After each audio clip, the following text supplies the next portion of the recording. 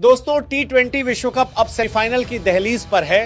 Bharat, New Zealand, south Africa और England ये चार महाशक्तियां अब विश्व विजय की अंतिम जंग में उतर चुकी हैं। लेकिन मैदान की लड़ाई से भी बड़ा बन चुका है मैदान के बाहर का एक रक्तरंजित संघर्ष।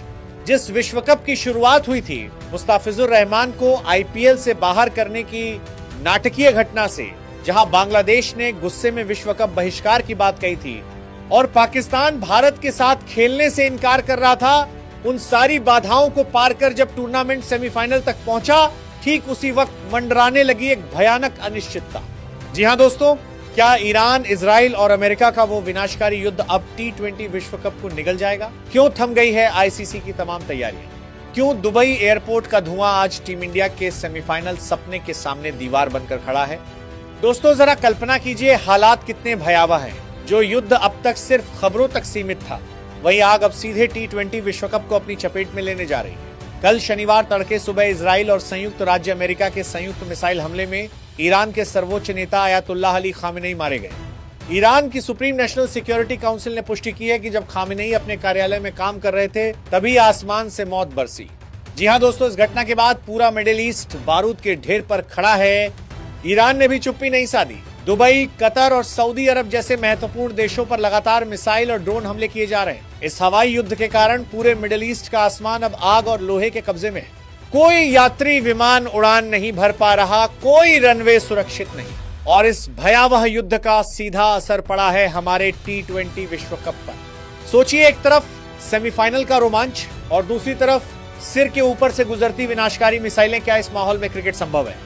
दोस्तों आप जानते हैं कि आईसीसी का मुख्यालय दुबई में है और भारत तथा श्रीलंका इस विश्व कप के मेजबान देश है। लेकिन असली समस्या है ट्रांजिट की। मैच ऑफिशियल से लेकर ब्रॉडकास्टिंग टीम और इवेंट स्टाफ सबको एक देश से दूसरे देश जाने के लिए दुबई इंटरनेशनल एयरपोर्ट DXB पर निर्भर रहना पड़ता है। लेकिन मौजूदा हालात में दुबई एयरपोर्ट पूरी तरह ठप है। चारों तरफ धुआं और दहशत। आईसीसी के ब्रॉडकास्टिंग उपकरण जो श्रीलंका में थे, उन्हें भारत लाना अब असंभव हो गया है। जो टीमें विश्व कप से बाहर हो चुकी हैं, वे अपने देश वापस नहीं लौट पा रही क्योंकि हवाई सेवा बंद है। एयर स्पेस बंद होने से लॉजिस्टिक सपोर्ट पूरी तरह चरमरा गया है। सेमीफाइनल का मंच तैयार है, लेकिन अगर उपकरण और स्टाफ ही समय पर न पहुंच पाए तो मैच कैसे होगा? सिर्फ खिलाड़ी या स्टाफ ही नहीं, हजारों दर्शक जिन्होंने टिकट बुक कर भारत या श्रीलंका आने की योजना बनाई थी, वे भी रास्ते में फंस गए हैं। श्रीलंका और भारत के बीच यात्रा के लिए दुबई ट्रांजिट लगभग अनिवार्य है और वही दुबई अब युद्ध भूमि बन चुका है। जो लोग मैच देखने का सपना लेकर निकले थे, उनके सपने अब टूटते दिख रहे हैं। आईसीसी भले दावा कर रहा है कि टूर्नामेंट पर सीधा असर नहीं पड़ेगा, लेकिन अगर लॉजिस्टिक और प्रसारण उपकरण समय पर नहीं पहुंचे तो क्या सेमीफाइनल तय समय पर शुरू हो पाएगा या टल जाएगी यह विश्व विजय की जंग? आईसीसी की आपात कार्रवाई और आधिकारिक बयान।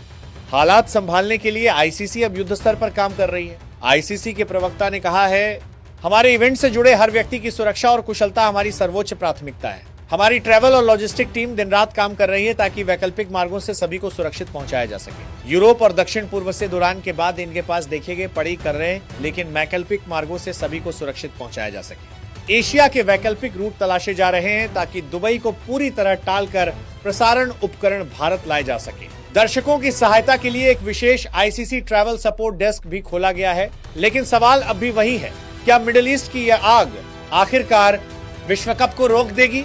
तो दोस्तों, मिडिल ईस्ट के इस युद्ध और दुबई एयरपोर्ट की अराजक स्थिति पर आपकी क्या राय है? क्या आपको लगता है कि इस हालात में सेमीफाइनल टाल देना चाहिए? क्या टीम इंडिया का सेमीफाइनल सपना युद्ध की वजह से बाधित होगा?